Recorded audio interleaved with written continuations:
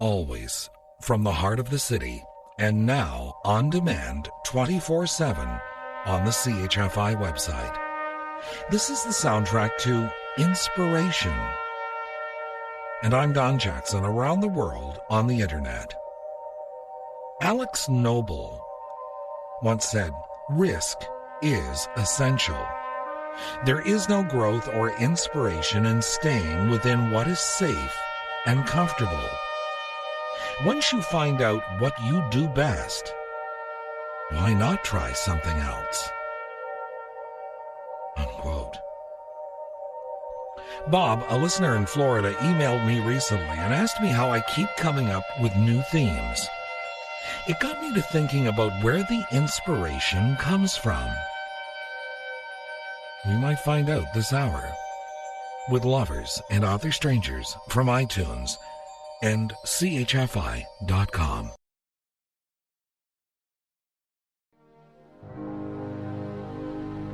Josh Groban, Awake, and Elton John with your song. I'm Don Jackson with Lovers and Other Strangers from iTunes and CHFI.com. Inspiration is a fragile thing. Just a breeze touching the green foliage of a city park. Just a whisper from the soul of a friend. Just a line of verse clipped from some forgotten magazine, or a paragraph standing out from the chapters of a book. Inspiration. Who can say where it is born and why it leaves us? Who can tell the reasons for its being or not being? Only this. I think inspiration comes from the heart of heaven to give the lift of wings and the breath of divine music to those of us who are earthbound. The words of Margaret Sangster. Lovers and Other Strangers from iTunes and CHFI.com.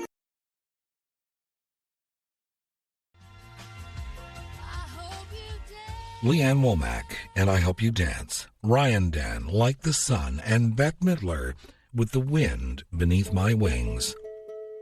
I'm Don Jackson with Lovers and Other Strangers.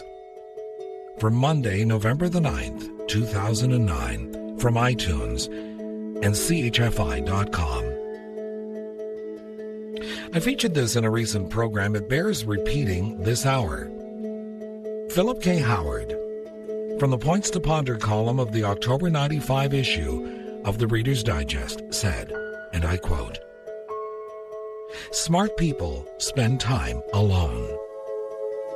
They don't fill their days with appointments from 8 a.m. to 10 p.m., as many politicians and executives do. Great science does not emerge from hard logic and grinding hours. It comes from the mysterious resources of the human brain and soul.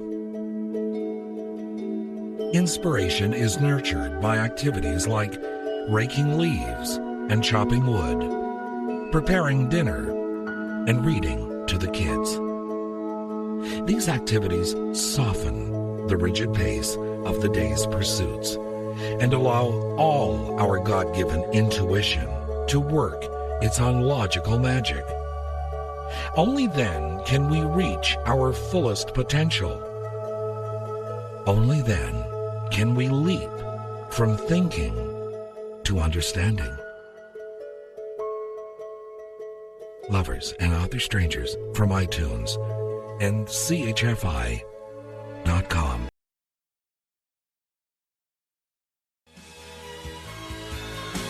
The Little River Band with Cool Change and Christopher Cross Sailing. I'm Don Jackson with Lovers and Other Strangers from iTunes and CHFI.com. One of my favorite writers is Ray Bradbury. I remember watching him In one of his TV specials, he was in his home office explaining where the inspiration comes from. It was one of the most unusual environments.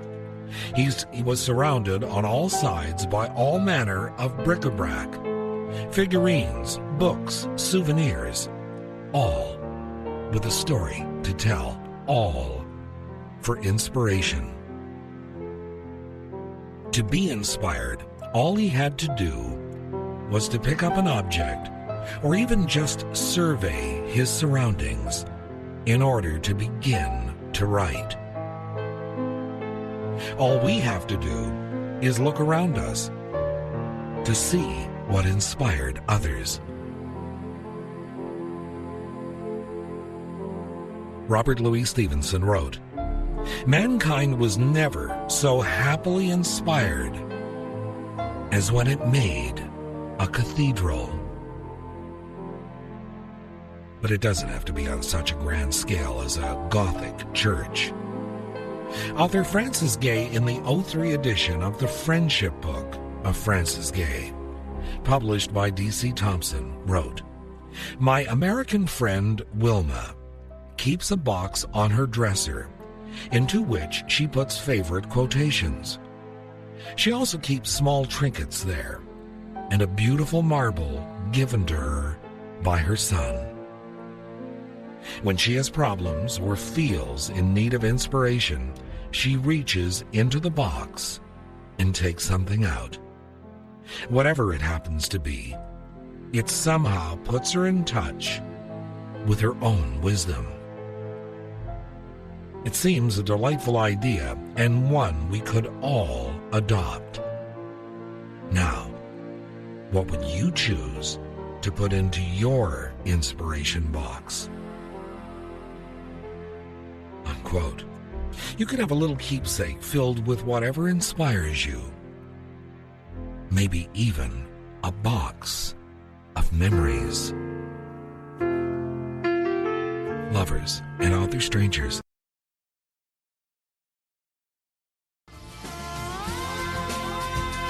Natalie Imbruglia, Torn, and Sheryl Crow with Sting, always on your side. I'm Don Jackson with Lovers and Other Strangers from iTunes and CHFI.com. It was the writer Rachel Carson who said, "A child's world is fresh and new and beautiful, full of wonder and excitement.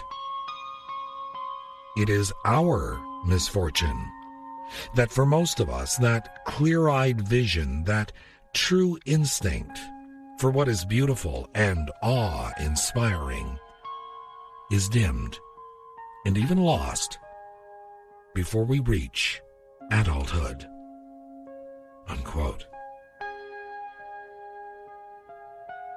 But we're fortunate in the sense that we're able to regain some of the wonder when we view the world through the eyes of our children.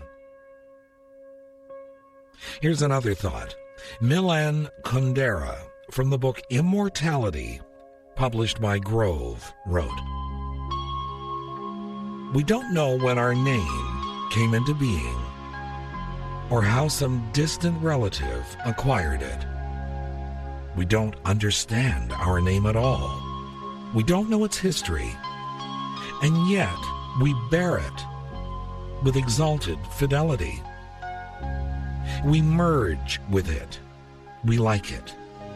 We are ridiculously proud of it, as if we had thought it up ourselves in a moment of brilliant inspiration." Lovers and Other Strangers from iTunes and CHFI.com.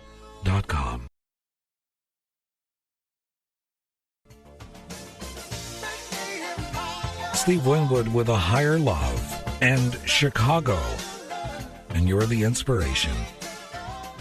I'm Don Jackson with Lovers and Other Strangers from iTunes and CHFI.com.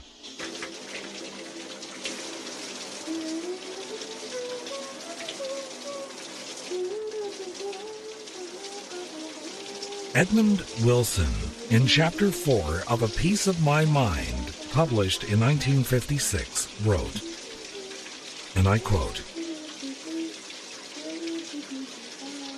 "I have had a good many more uplifting thoughts, creative and expansive visions, while soaking in comfortable baths or drying myself after bracing showers in well-equipped American bathrooms than I have ever had in any cathedral."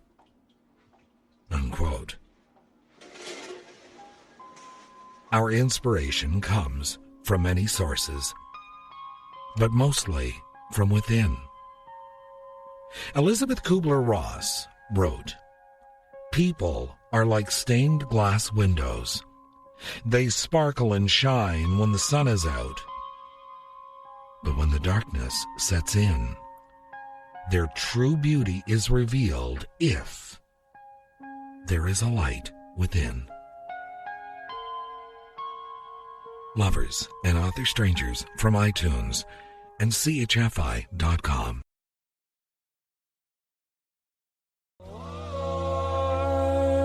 Good night, sweet dreams. I'm Don Jackson.